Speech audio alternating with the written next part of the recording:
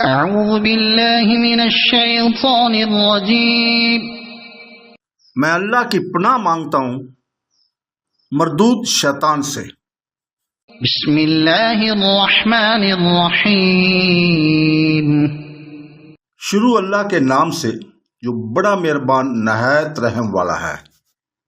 فانقلبوا بنعمت من اللہ وفضل لم يمسسهم سوء واتبعوا رضوان اللہ واللہ ذو فضل عظیم۔ انما ذلكم الشیطان یخوف اولیاءہ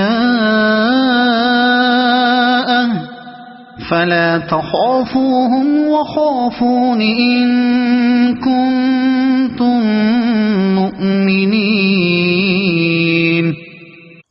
نتیجہ یہ ہوا کہ اللہ کی نعمت اور فضل کے ساتھ یہ لوٹے، انہیں کوئی برائی نہ پہنچی، انہوں نے اللہ کی رضا کی پیروی کی۔ اللہ بہت بڑے فضل والا ہے۔ یہ خبر دینے والا صرف شیطان ہی ہے جو اپنے دوستوں کو ڈراتا ہے تم ان کافروں سے نہ ڈرو اور میرا خوف رکھو اگر تم ایماندار ہو۔ ان آیت مبارکہ میں 174 اور 175 میں ہم بیان کر رہے ہیں اس کی تفسیر ابن کثیر سے۔ حضرت ابن عباس کا بیان ہے کہ اللہ تعالیٰ نے ابو سفیان کے دل میں رعب ڈال دیا اور باوجود کہ وہ احد کی لڑائی میں قدرے کامیاب ہو گیا تھا لیکن تاہم مکہ کی طرف چل دیا۔ نبی کریم صلی اللہ علیہ وسلم نے فرمایا کہ ابو سفیان تمہیں نقصان پہنچا کر لوٹ گیا ہے۔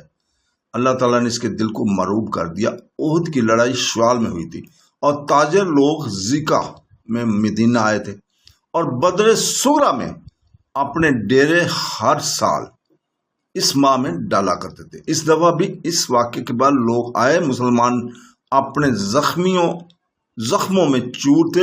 حضور صلی اللہ علیہ وسلم اپنے تکالیف بیان کرتے تھے اور سخت صدمہ میں تھے۔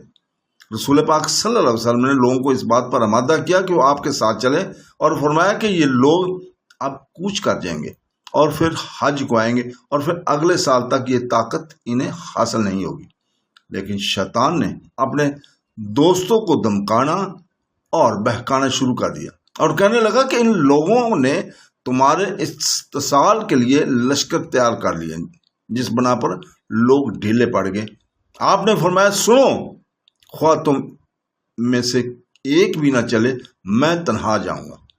پھر آپ صلی اللہ علیہ وسلم کی رغبت دلانے پر حضرت ابو بکر صدیق، حضرت عمر رضی اللہ تعالیٰ عنہ، حضرت عثمان غنی، حضرت علی کرم اللہ وجہ، حضرت زبیر، حضرت سعد، حضرت طلحہ، حضرت عبد الرحمن بن عوف، حضرت عبداللہ بن مسعود، حضرت حذیفہ بن ایمان، حضرت ابو عبیدہ بن جراح وغیرہ 70 صحابہ آپ کے زیر رکاب چلنے پر آمادہ ہوئے رضی اللہ تعالیٰ عنہ اجمعین۔ یہ مبارک لشکر ابو سفیان کی جستجو میں بدر صغرا تک پہنچ گیا۔